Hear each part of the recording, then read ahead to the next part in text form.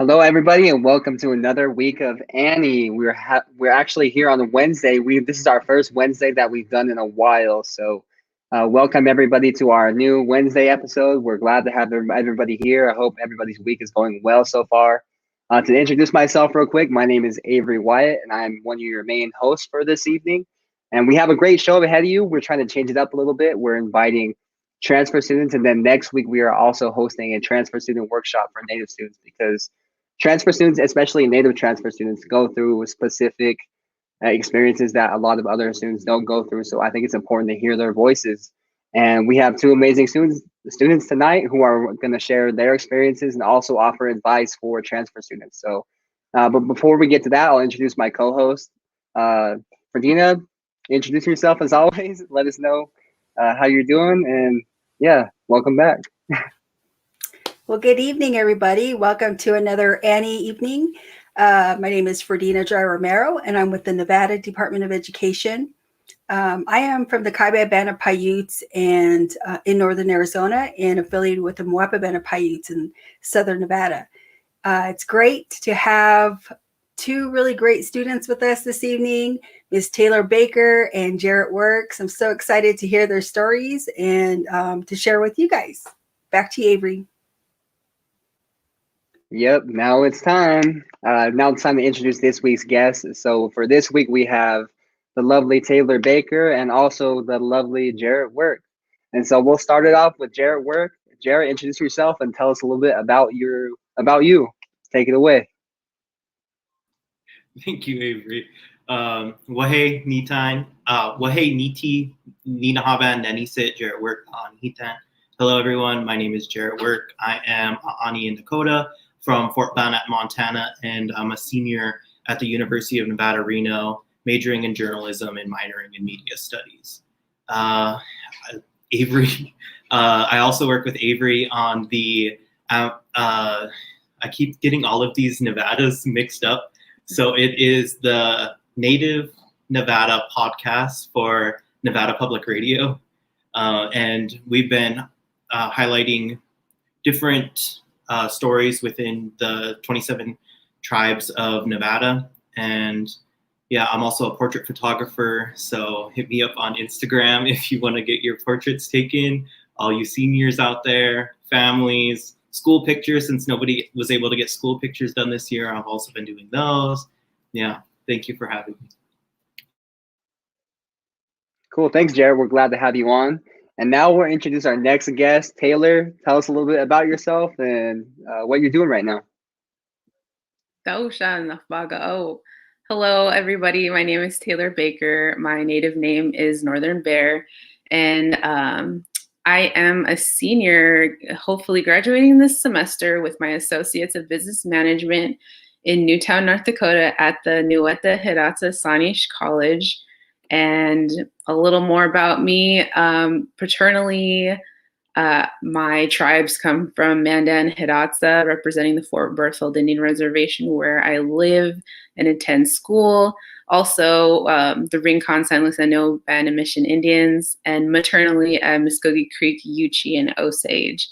And I am getting ready for finals. I have my finals week ending May 7th. It's crunch time. I really should be doing homework right now, but this is a well-needed break with some good faces, and also telling you guys about the transfer process. And technically, this is my third time transferring, but to my second college I have attended, and it is a tribal college, and it's wonderful.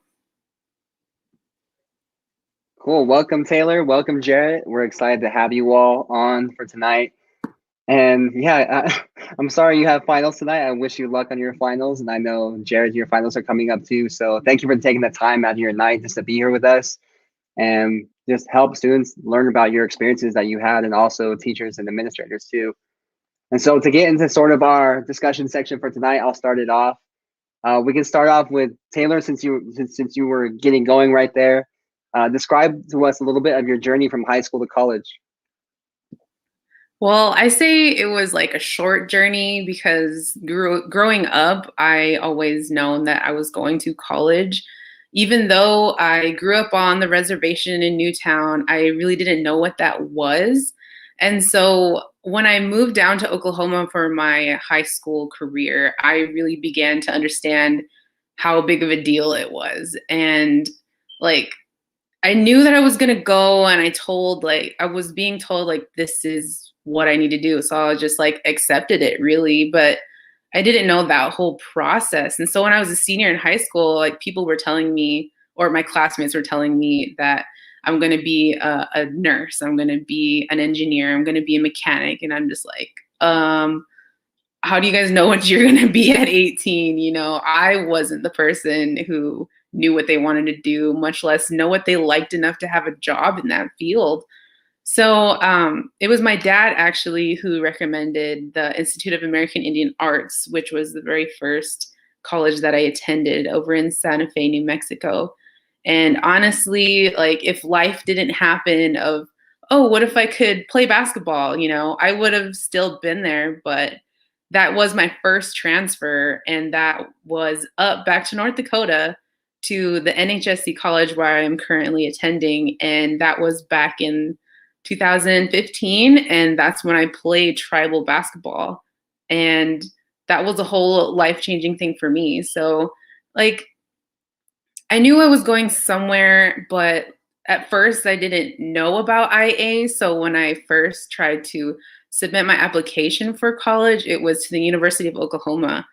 And they sent me back a letter saying I was on a reserve list. So I was like, that doesn't mean I'm in, and that don't mean I'm going anywhere. And it didn't mean that I was going to that specific college. So I'm like, well, okay. And that's I decided to put my application in for IAIA, and I got accepted. So, and like before I even went to IA, I didn't know it was a tribal college. I didn't know that it was predominantly natives.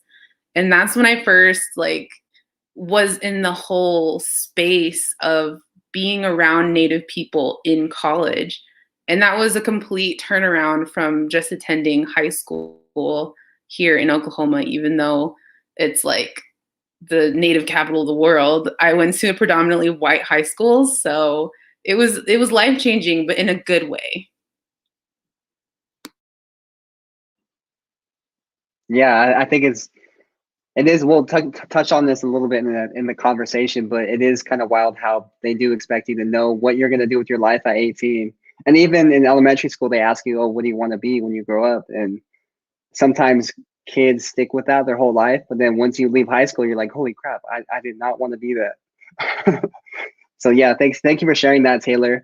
And now, Jarrette, we'll go on to you. Explain to us your journey from high school to college. Yeah.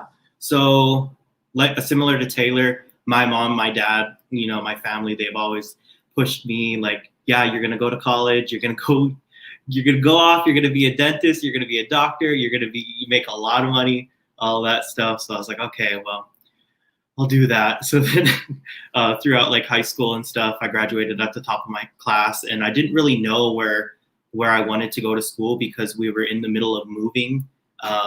In the middle of my senior year. So usually when people are like, you know, sending off their college applications and stuff, I was putting boxes into a U-Haul and moving across the state of Montana. But I really wanted to go to school out of state, but that really wasn't in the cards. So I applied to University of Montana Bozeman, and I got accepted. And then I also applied to this fellowship program with the North America Indian University of North America. I don't know why I keep getting all of my acronyms messed up, but so the Indian University of North America, and that is a program for Native students, well, high school seniors, to go to the Crazy Horse Monument and take an entire semester of college in partnership with the University of South Dakota over the summer of their senior year, right before they go to college. So I was able to take like my public speaking, my math, my English, like all of those really beginning classes that people have to take. And I had professors that were Native there. And there were so many different Native kids from all over the country. There was people from Alaska. There were people from North and South Dakota and Oklahoma. And it was just a really great experience to be around all of these students that are like-minded, that are goal-oriented, and do want to, better their lives by going and receiving a higher education. And watching them all go off and do their amazing lives after this, like, it's so cool seeing them, becoming, one of them's just graduated from speech pathology school, and another one's finishing up their master's this year. And I'm just like so happy and so proud of them, because I know that experience that we had at IUNA was like a really life-changing experience, because we learned how to study, we learned how to work and go to school at the same time, and kind of like that time management thing. Time management, I definitely don't do it as well now as I did do it way back then, but it was really a great experience, and I'm super happy to have had that. Well, Jarrette, you're just as amazing as probably the people you're talking about. So we're so happy to have you in Nevada. Did you feel any pressure, either one of you, to attend a specific college? Do you want to go, Taylor? I can answer. I didn't have any pressure, but the pressure is on now with graduating, especially because it's been so many years since I had graduated high school. But honestly, I feel like that's just a part of my life journey now, because like I said before, I didn't know what I was going to do, what I liked, who I was going to be. I mean, I'm always going to be Taylor, but when I transferred to the University of Nevada and met you guys, I was really finding myself. And like, now that I know, what makes me happy is being an artist and creating things, and, like, just being a little craft person. I want to pursue that more. And even though I am in the business program right now, I enjoy like that pressure of knowing the other side of being a crafts and trades person. So I'm excited that I could get the other side of it with this Associates of Business Management, going back into the IAIA community with my artwork. How about you, Jarrette? Did you feel pressured? Out of the siblings, out of my 3 siblings, so there's 4 of us, I would definitely say that my parents put a little bit more pressure on me towards higher education in that time. But when my brother graduated, he's 3 years older than me. When he graduated, he went to Salish Kootenai College in Montana, which is a tribal college. Amazing. My parents both went there. My mom got her nursing degree, and my dad got his certifications for all things trucking. And my junior year in high school, I really wanted to drop out because I hated school. So I wanted to drop out and go to college with my brother, because that's where he was going to school. But my mom was like, if you want to do it, you can, like, get your GED, you'll be one step closer to going to college. Because I always knew I wanted to go to college, but my experience in high school, I really hated it. But I stuck it out. I graduated and everything, and then I really wanted to go somewhere and get that college experience. So I applied to MSU Bozeman, and that's kind of one of the bigger schools in Montana. And they have this rivalry with U of M, Grizz. So like all my family back home, they're either Grizz fans or they're Bobcat fans. I wasn't a Bobcat fan, to be honest. I wanted to, but I just went there because it was a couple of my classmates were going there. So I was like, okay, at least I'll know somebody there. But, I found myself not being happy while I was there. So then I transferred again to Montana Tech. Hated that school. It was nothing but old people. There was nobody that I could connect with or nobody that I can relate with. And it's a mining town. It's in Butte. So it was a different experience. And then I finished out there, and then we moved to Nevada.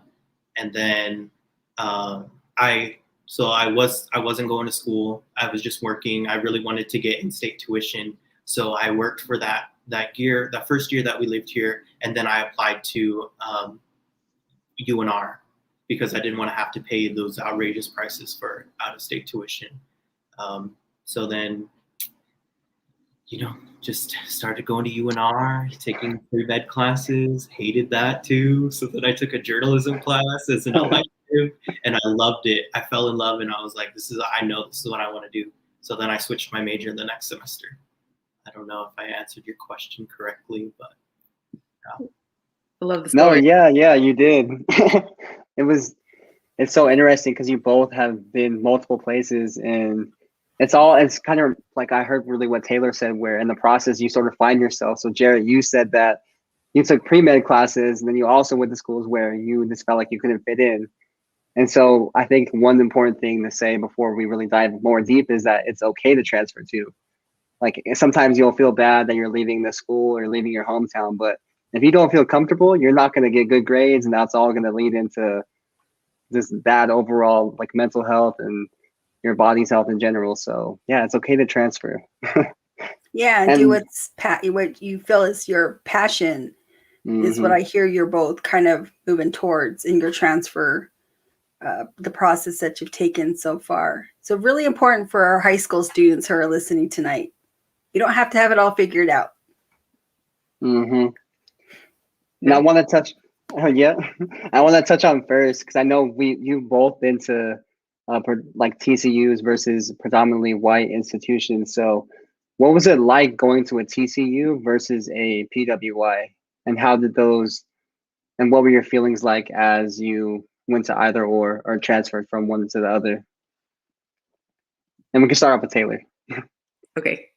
I know I touched on this like before, but I think the major difference is with the level of schooling, because when I went to predominantly white, it was my high school, and it was like crazy, but like cool at the same time.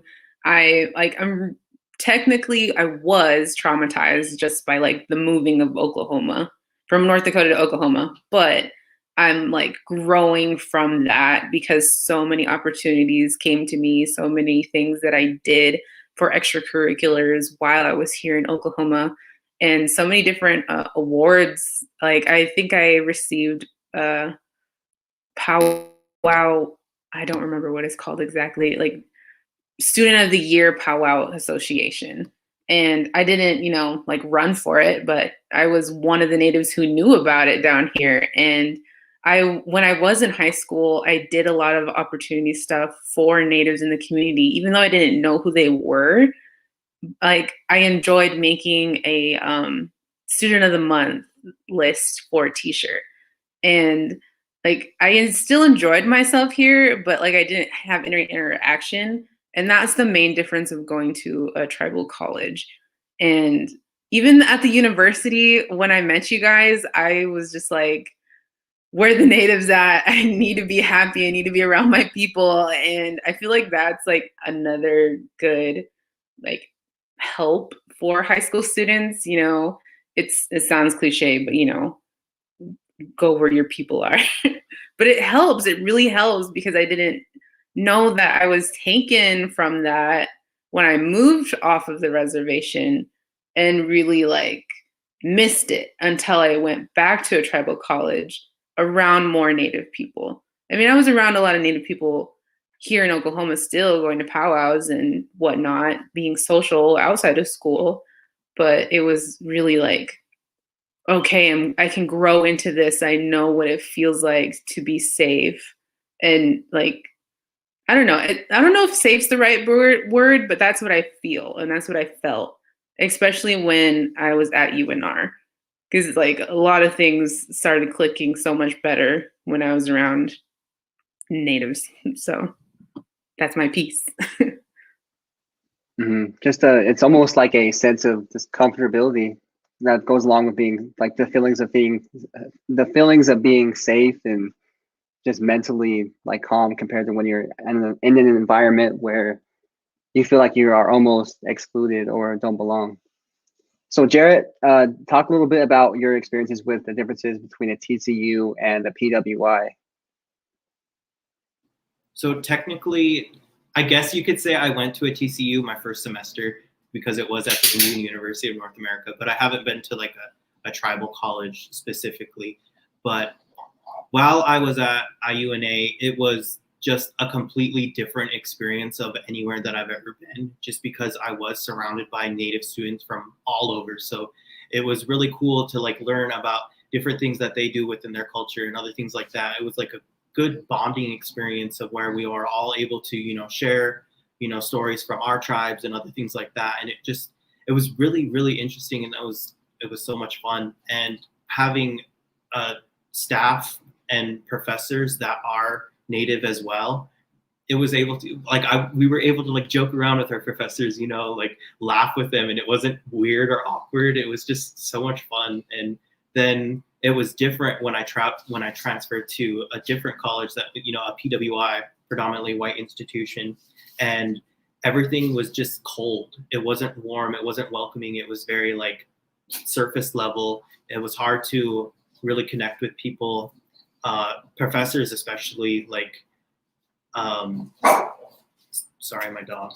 I remember my freshman year, my uncle had passed away, and it was right before finals, and I had emailed my professors and everything, and I asked if I could have like an extension on one of the exams, and they were like, no.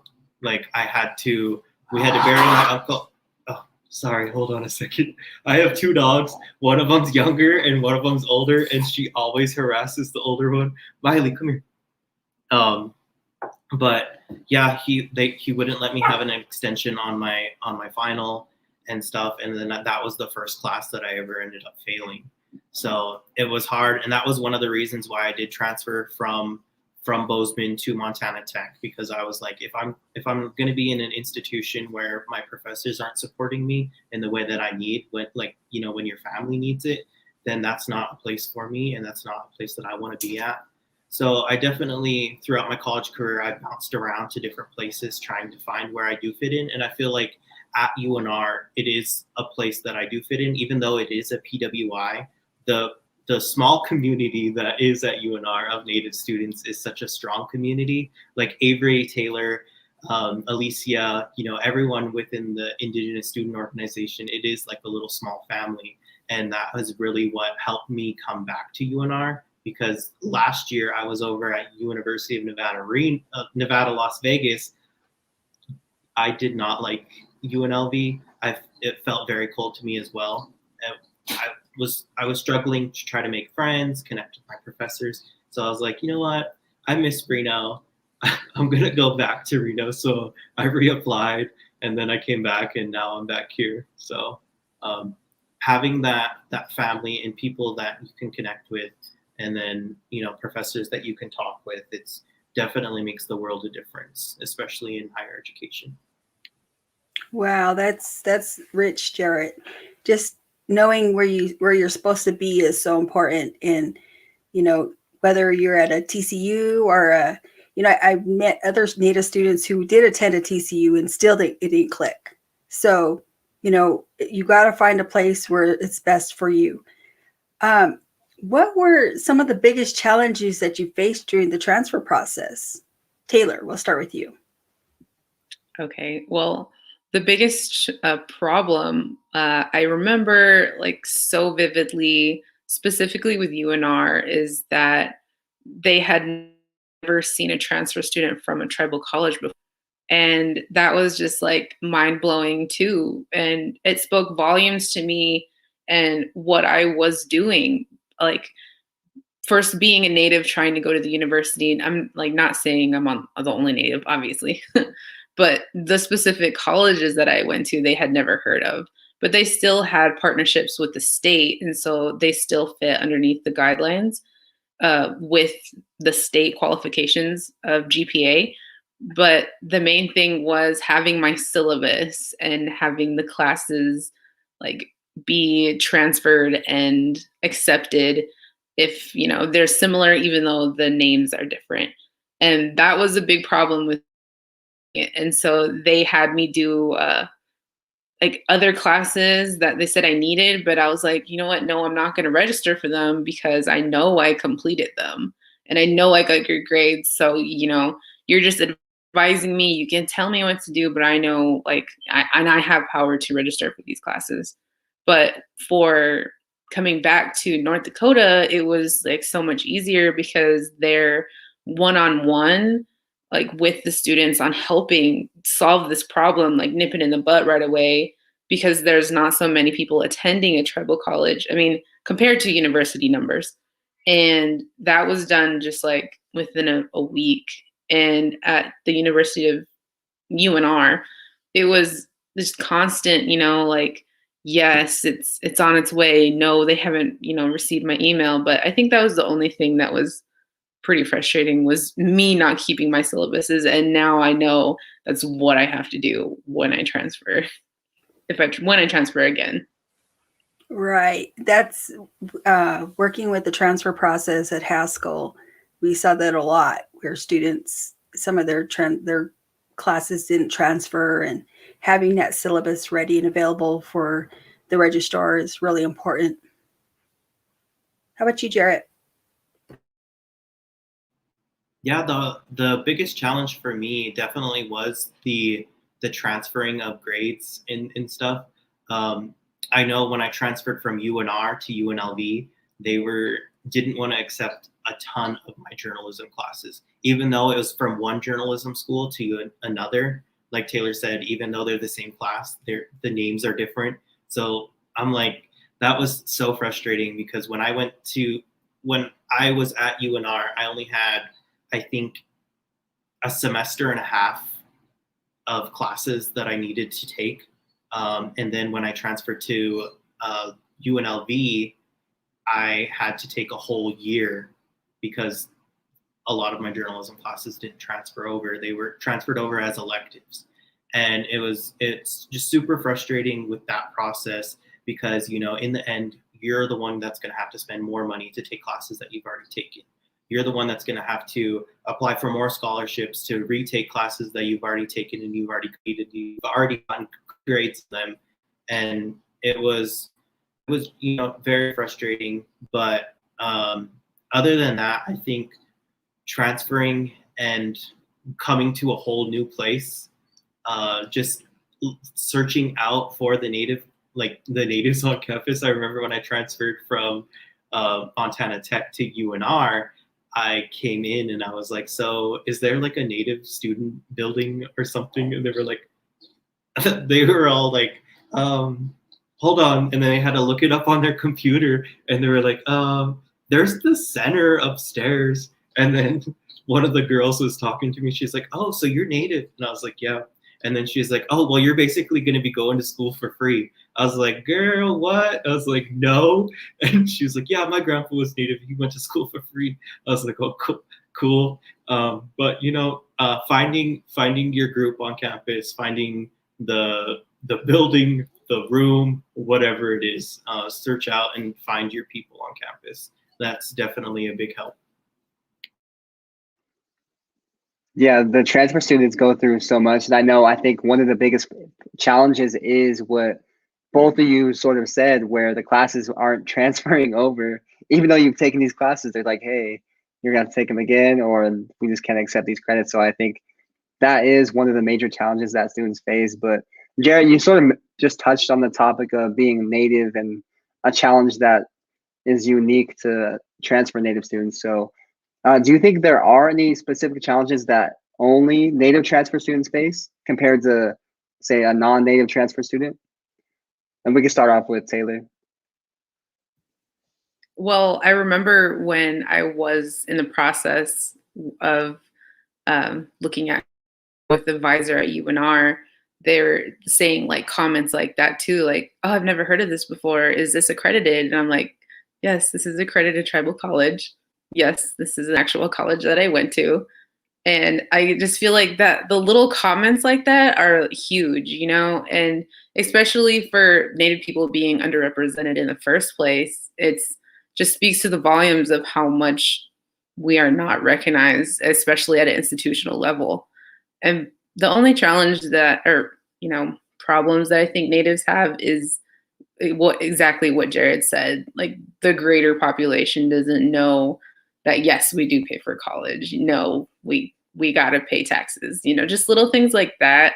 But also it's very awesome when you get to talk to other people that want to know more and genuinely like care about what you say, other than just like, oh yeah, my grandmother was great, you know, great Cherokee princess, like we've all heard before.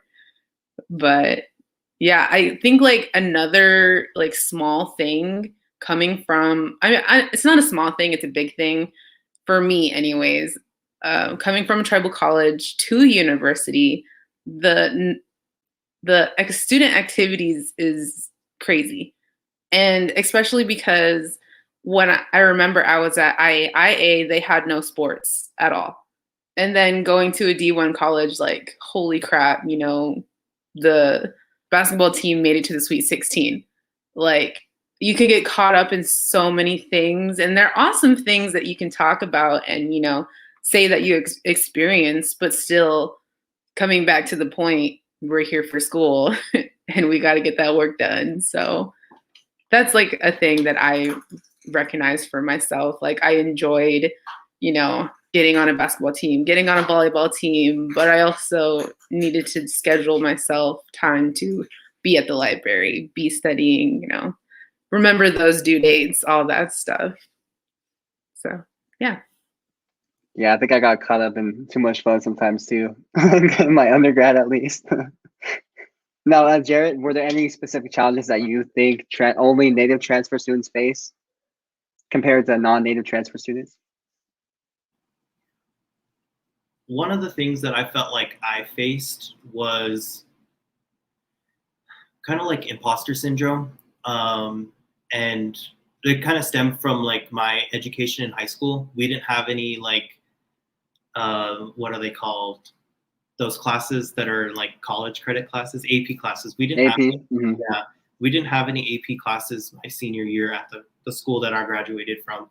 So I remember in a few of my classes, like these kids would be talking about, oh yeah, I took AP in like my senior year. Like I came in here like basically already like a associate's degree. And I was like, dang. So I felt like I wasn't good enough in a lot of my classes that I was in, but I worked my butt off and I got good grades in all of those classes that I was in. So I felt like I had to work a little bit harder than other people because they had those opportunities in high school or in their other colleges that they went to. But also I think one thing that a lot of Native students do have at TCUs, just from watching like my brother go through college and other things like that, is there's all these different things that tribal colleges have, like AHEC, like where you get to go and you get to like compete against other schools about like knowledge of your tribe, other things like that. These people outside of Native communities, they don't have that. So that's definitely a good thing that we have, that we get to do, and other things like that. So there are tons and tons of pros of tribal colleges that I wish bigger universities did have. Like I wish we could have like an AHEC team and go to AHEC and compete and stuff. So yeah, I think Independent teams. yeah, right. So yeah, there's the good and the bad. So that would be kind of cool, Tayloure, like having a independent, like all the university students come and compete against AHEC students. Yeah, we had a really good team. I mean, I don't know if you know, Dina, that while we were all still at the University of Nevada, Reno, we had a basketball team. And what were we called? Avery? The Native Scholars. Yeah, Native Scholars. I don't think you were there, Jarrette, but yeah, that was pretty awesome. Anyways. yeah, I think that was the semester after I left, so. Oh yeah. Yeah, those are really great ideas, Jarrette, because like, you know, how do we incorporate more of a tribal look into our universities? So yeah, very important. Avery, you had another question? Oh yeah. So for our next question too, I was wondering, since we've all sort of been to smaller schools compared to the bigger universities, And usually students will say, oh, should they go to, often they question whether they should go to a community college or a smaller college before they do transfer to a bigger university for money reasons or just because they may want to. And so what do you think about going to a smaller college first versus going straight into a big university? Did it save you money or did it provide any benefits for you? What do you think? And we'll start off with Tayloure too. I had like no interest of going to work. I was just like, let's get out of here. Let's get life going. I, didn't really think about that really. And I also kind of do that a lot. Like, oh, that sounds like a good deal. Let's do it. And not really fully plan out, but like still plan out of how I'm going to get there, how it's going to look. But I'm so sorry. I blanked on the question. Oh, Wait, you're good. I would definitely advise going to a smaller college first. I mean, strictly speaking on money wise, and I have personally taken out a student loan, and it's like a big cloud that I have to think about all the time. And, even though I want to still continue with college and education, it's there, like the shadow that's always with me. So I like, just for financial standpoint, yes, community college because it's significantly cheaper than a university. But if, you're that smart person who was able to do AP classes, go for it. The university is like for you, and not everybody is like that. So, I mean, it would have been cool to do that. But even if you start at a community college, universities like that, you start small and get bigger with your ideas and goals. And so that's what I feel like I was doing, even though like life happened for me again and I moved back to North Dakota, but I still plan on taking, part-time to get a bachelor's at the University of Nevada, Reno. So that's still on my horizon.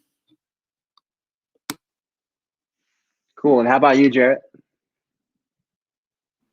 Yeah, I think Tayloure said it really well. How,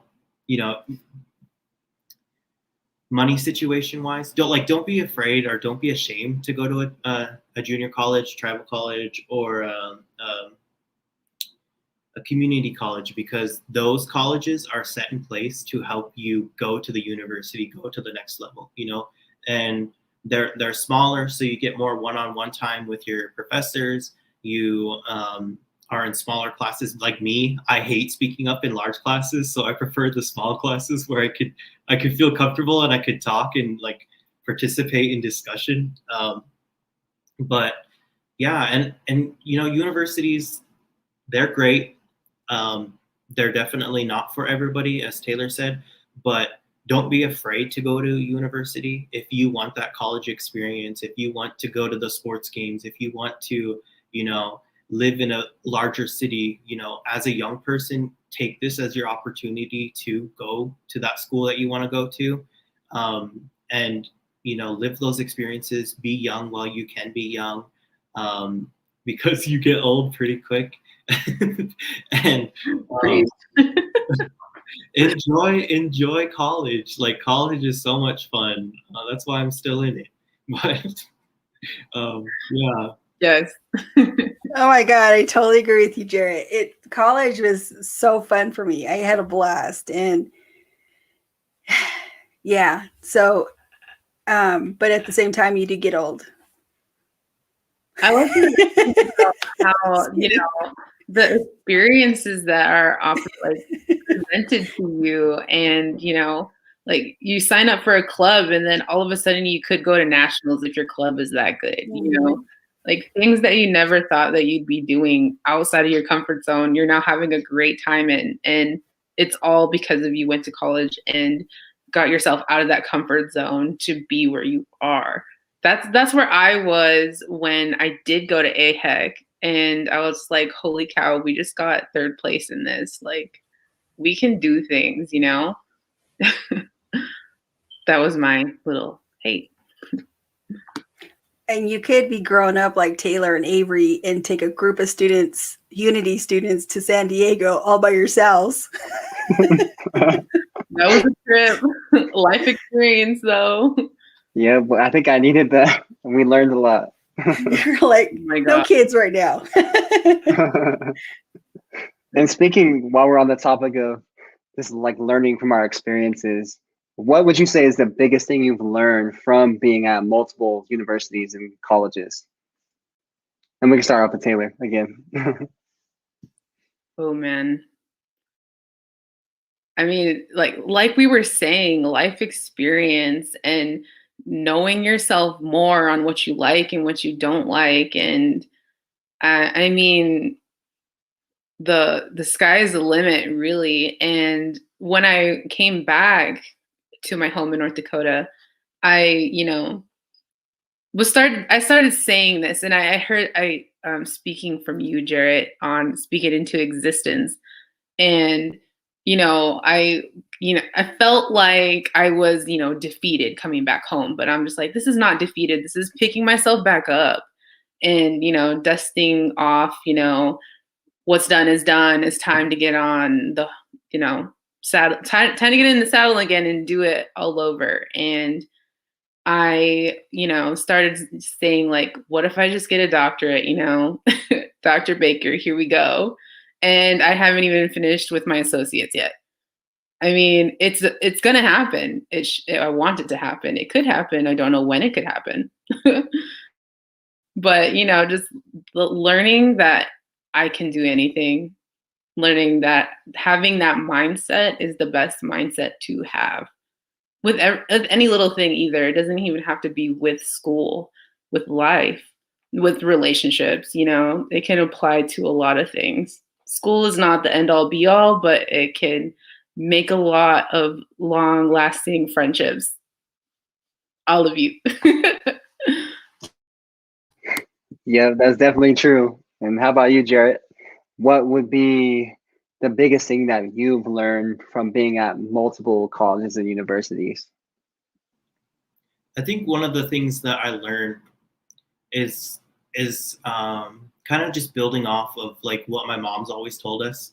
Well, my mom and my dad, as kids, they always told us that we can go anywhere and make it. Like, we went to Hawaii because my mom got a job there, and we lived there for almost a year and stuff. And then we came back home, and like, we've always been able to make it wherever we can go. It didn't matter that we, just a little bunch of little res kids from Hayes, Montana, like, we're able to make it in big cities like Las Vegas, smaller cities like Reno, like, wherever you can go, you can make it. And I take that with me in like everything that I do, like my work, whatever. I'm always going to be able to make it. Like, I just have to work hard. And the same goes for like the different schools. Yeah, it was hard, but I just had to, pull my bootstraps up and keep going, keep working. And yeah, I think it really rang true in the different situations and the different environments I was in. I just had to, keep going. But also, while you're in different universities and you're around these different communities, these different environments, you definitely learn a lot about yourself. I think living alone here in Reno for the 3 years that I did, I feel like I grew so much as a person, both professionally and personally and emotionally and mentally. Like, it's just such a good time in your life to live on your own, go to school, work, and do all that stuff, because you learn so much. You learn what you want, you learn what you don't want, you learn what you like, what you don't like. And I don't think I would have had those opportunities or be in the headspace that I am now if I didn't take those opportunities when they did come, or if I didn't really spread my wings and go into the world. I feel like I would be a completely different person if I did stay back home. And I'm super happy that my parents always told us that, get up, go, home's always going to be here. Go out, live your life. You can come back when you're old. So That's awesome. Wow. I liked what Tayloure said too. You know, you put it into the universe. Jarrette's talking about putting it into the universe. I was looking at my board because I wrote notes from a presenter today, and that's basically what she said. You know, there's always somebody out there like, you know, Dr. Tayloure Baker that has like an awesome ring to it. Dr. Jarrette Works, Dr. Avery Wyatt. You know, I'm speaking that into your future. I'm as your auntie, you know, that's what I want for you. All three of you are exceptional leaders in your tribal communities and the work that you're doing. Amazing work. And I hope that our students out there are listening to this, they're hearing it, they're seeing that they can achieve, you know, even when there's obstacles that come into our life. I mean, you guys kind of both talked a little bit about that. I know a little bit of the personal situations that, you know, they affected you, and but you're still there. You're resilient. You're beautiful. So I just want to say that, you know, to all three of you, you're lifelong learners, and I can't wait to see like 5 to 10 to 15. I mean, the work you're doing right now is amazing. You, each and every one of you. You know, Avery and Jarrette were both very instrumental on, you know, helping with, you know, preparing for, you know, legislature this year. You know, providing their input as students. You know, Tayloure did work with the Native Youth Community Project grant in a tribal community that we work with. I mean, you guys are amazing. So with that, I want to know, what advice would you give to our high school students and even those students who are transferring or thinking of transferring? I think my advice would be is, you know, and this is what I tell myself all the time when I hit a problem or a wall, is that it could be worse. At any moment in time, it could be worse. And, you know, thinking about what your problem is, someone else always has it worse. And that's not saying, you know, laugh at them, you know, help them, help yourself to help them. And that was another thing that I learned when I was out in Nevada. You know, I can't help anybody if I can't help myself. And that was speaking mostly on, you know, mental, physical, emotional, spiritual as well. And when I aligned all of that, you know, things fell into place. I moved back home, and, you know, healing happened. And just, you know, even though this school can be a really hard time sometimes, and, you know, you think that you're not going to pass anything or nothing's going your way at all with another class, it's not the end of the world. And you are not defined by the assignments that you do.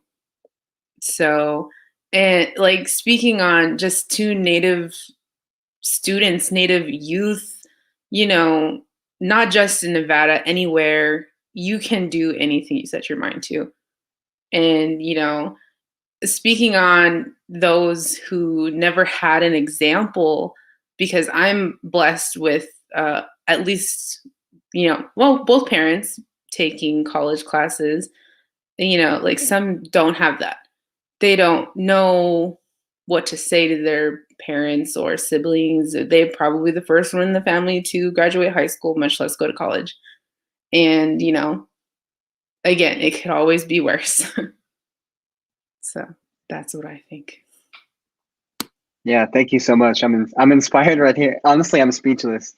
That was perfect, because I guess students don't really hear that enough, that you're not really defined by that letter that you get on that assignment or that grade. And yeah, you have so many endless opportunities and so many pathways to take, and just always have that pathway open, because you never know what can come in front of you. So, and now we'll ask the same thing to Jarrette. What advice do you have for other, for high school youth or for other Native transfer students? Yeah, I think the biggest piece of advice that I can give is do what you want, as long as it's going to be, you know, positive and good down the future, down the road. You know, don't let people pressure you into going to a school or going to a different like degree path. Like it didn't work for me. Like my parents wanted me to be a doctor, but it wasn't meant for me. So definitely do what you want. Do what makes you happy, because you know this is your life. This is your only life. It's the only life you're going to be able to live. You don't want to live it with regrets. You don't want to be old and be like, oh, I should have went to, you know, if I would have been a doctor, miserable in my old big rich house, I would have been like, oh, I should have just been a photographer or a journalist, you know, like I don't want that. I want to be old and have all these amazing memories, you know, meeting new people, learning different things. I love learning. That's why I love journalism, because I'm constantly learning. I love creating memories. That's why I love being a photographer. Like it's just, you got to do what makes you happy, because you're the only person that you have to make happy at the end of the day. Like you're the only person that has complete control over your own life.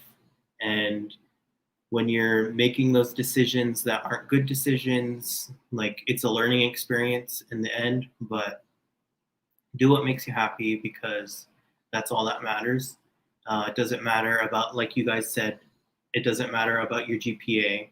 Like, yes, get good grades, but you don't let a GPA define you. Definitely work on creating relationships with people, building your resume, making those connections and networking, because it doesn't matter how book smart you are. It matters like how well the work that you create and how well the work, you know, let your work speak for itself. Like don't let that GPA like speak for you, because that's not important. What you do with your life is important. And I mean, I know how well networking works, because that's what you gotta know. That's the best thing that I can leave you here with is networking, because it doesn't matter like what you know, it matters who you know, because you can always learn new things. But you can't learn how to get into this position. You have to know people that can help you get into this position, and then you can learn on the job. So. And Indian country is very small. Very. Yeah, very. We all know each other's like parents, and our parents know their friends. So got you two's parents together, and we know a cousin over here. yeah. So Taylor's my daughter. Avery, you want to take us to the Facebook questions? Yeah. So while we're on the topic of what tips do we have for students, Sandra actually asked a question. She said, when preparing for a college pathway that may include transferring, what 3 top things would you say to students, or would you say that students need to do before that process or during the process too? I would say if you're starting out at a school that you know you're going to transfer from, build those connections while you're there. Make sure that you're studying hard and stuff. I don't want to contradict what I said before, but you know, make sure that you are using this as a stepping stone to go to the next level. And then the school that you're going to, you know, go there for a weekend, you know, walk around the town that you're going to be living in for the next 2 to 3 years, 4 years, however long it takes you to finish. Because if you don't feel like you're going to be happy at that place, then it's not going to work out. And then it's just going to be like a broken bridge. And then, you know, work at finding scholarships, because it's so much easier to have people pay for your school than to pay for it yourself. And yeah, just do what makes you happy. Go to the school that you want to go to. Don't let people pressure you to go to a different school that you don't want to go to. Awesome. I'm actually going to do this when I graduate from North Dakota and transfer back to IAIA. And I would say that I definitely need my transcripts, my syllabuses, even though it is art school and I'm having a business degree, you know, it still wouldn't hurt if they needed it. And I also have it on my calendar to call and, schedule an appointment with an advisor. Because since it's been a number of years that I've been there, they could have changed a whole bunch of stuff with accepting or readmitting and, the courses itself. So I think those are my top 3 that I'm doing currently. Yeah, definitely do things ahead of time. Don't do things last minute because then you'll be stuck. Yeah, listen to Tayloure. Yeah, and this is recorded too. So everybody, if you're listening, go back because they just said some really good advice, and it'll be on our YouTube page. And so if you're thinking about transferring, go back, check it out, and bring your notepads because that was all really good advice. And then we have another question. This one's from Sanavi Spoon Hunter. And so she says, what stigmas have you encountered in the classroom setting as being a Native person, and how do you get through it? And we can start off with whoever wants to answer first. I feel like, did you want to go, Taylor? No, you can go ahead. I feel like me personally, because I'm lighter complected, I'm more white passing, people feel like they can say different things in classroom settings because I don't typically look like a Native person. But when they do, they kind of get caught off guard when I call them out on it. Like there's always going to be those ignorant people in classrooms that are going to be like, oh, our ancestors conquered yours, blah, blah, blah. Like, and don't be afraid, that's a toxic environment, but don't be afraid to educate people and stand up for yourself. Definitely feel like you have the agency to speak your truth. I know it's hard. It was hard for me. But yeah, in those situations, it's going to be difficult, but don't let it happen. Don't let it slide. Go to your professor, talk to your professor about it. And then if they're not going to do anything about it, go above them and talk with the person that's in charge with their department. Don't let those things slide. Hold people accountable for the actions that they're doing if they're going to be harmful to different students and it's going to make you uncomfortable in those situations. Yeah, don't be afraid to be a tattletale because you gotta sometimes. But yeah, that's what I would say. But I definitely have had different situations where people have said, microaggressions or said little sly racist things, and it's not cool, but it won't stop you from continuing to be amazing. True. And we're getting smarter, so that can't happen anymore. Good job, Jarrette. How about you, Miss Lady? Well, mine was different for sure. Mostly I don't know if I've told you guys individually, but for sure when I was in high school, not at the tribal college or UNR, it was required to take Oklahoma history, and it was just equivalent to a semester, but not a full year at high school.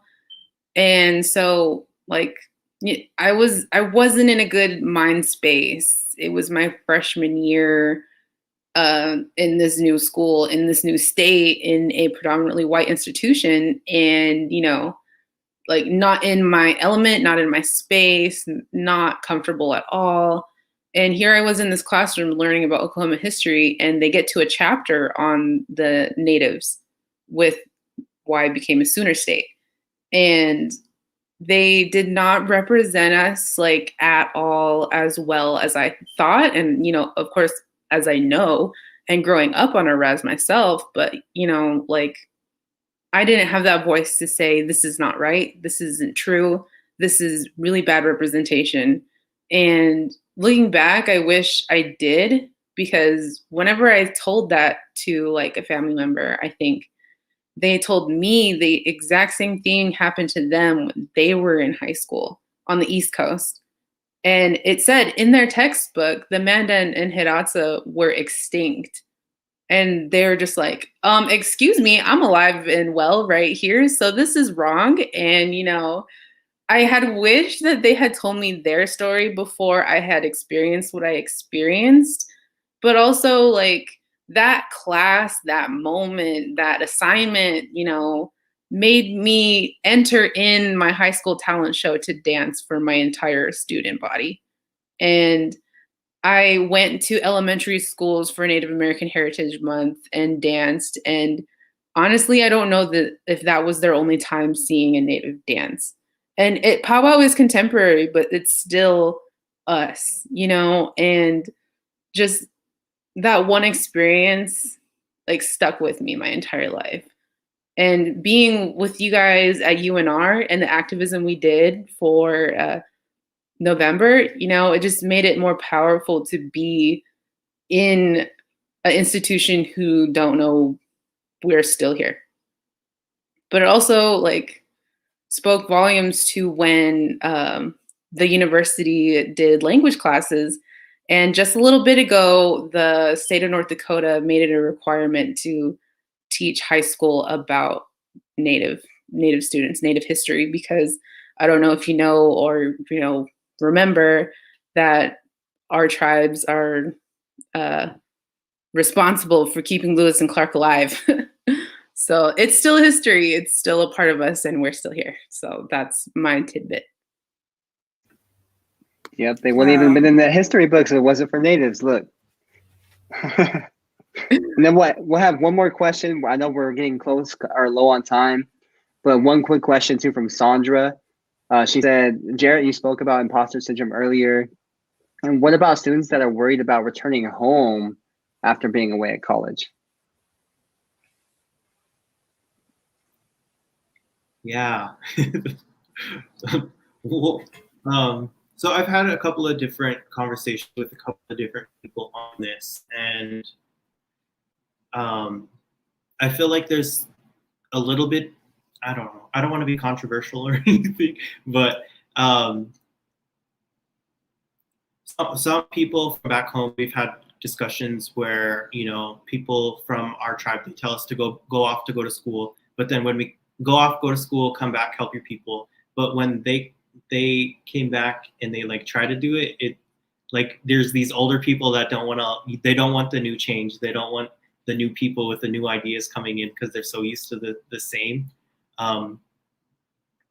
That's been a little bit of a little tough thing, but I know that's not the case in every community. I know it's changing every day, and new people are coming in and stepping up to the plate and, doing what they need to do to go home and help their people. So don't ever feel afraid to, get your degree, learn the things that you're learning, and go back home to help your people, because I know that is a goal for a lot of people. It was one of the goals why I went into journalism, is because I saw how the mainstream news was spinning our narrative as, a very deficit narrative, and that's not true. That's not what I see at home. That's not what I see within a lot of different Native communities.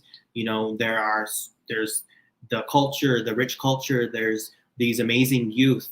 All of the amazing youth that I worked with while I was at CNAY, like they're doing amazing things within their community. So don't ever feel afraid to go home and help your people, and don't let anybody stop you. Don't, knock down those walls and go and do what you need to do, because, that's what needs to be done. I think I answered your question, Sandra. Sorry if I didn't, but I'll let Taylor go now. Oh, I thought it was just you. No. No, you're good, Taylor. Yeah. I've actually, lived I've lived on the res for a while, and I'm back on the res, but like, I know what you're talking about on the ugliness of greed, oh, you haven't been to the res in a while, you don't know what's going on. I mean, it's not about, who can do better. It's about bettering the tribe as a people, but it has a tendency, as my inside knowledge of the business going on, it's about families. It's about, who voted for who. And unfortunately, I don't think one person can change that. But like, I don't know if this is just, my side of the story or my thoughts, but I feel like if you are established enough representing your tribe and yourself off of the res, and do decide to come back, celebrity status, they're more willing to accept you and know that you've done to help the tribe move forward from where they're at. I mean, realistically, I don't know how many times that's happened. Actually, that has happened on some level or another with like not just projects, but accounting, little things like that happen. I just don't know how many times it does happen. So that's what I think. Thank you. Yep. Thanks, Tayloure, and thank you, Jarrette. We're gonna close it out right there on those questions. Thank you all for your answers. Those were all really good answers. Everyone in the comments is like, wow.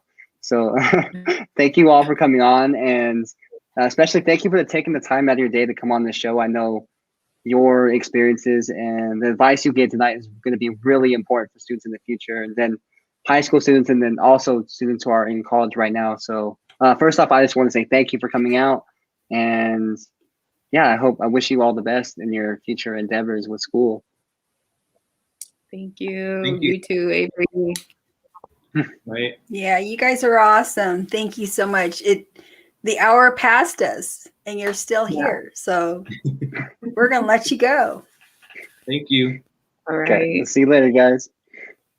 Okay, thank you everyone for tuning in tonight. We had an amazing episode, and we hope everyone shares this out with everybody, share it out with any youth, anyone who's in school right now who's thinking about transferring.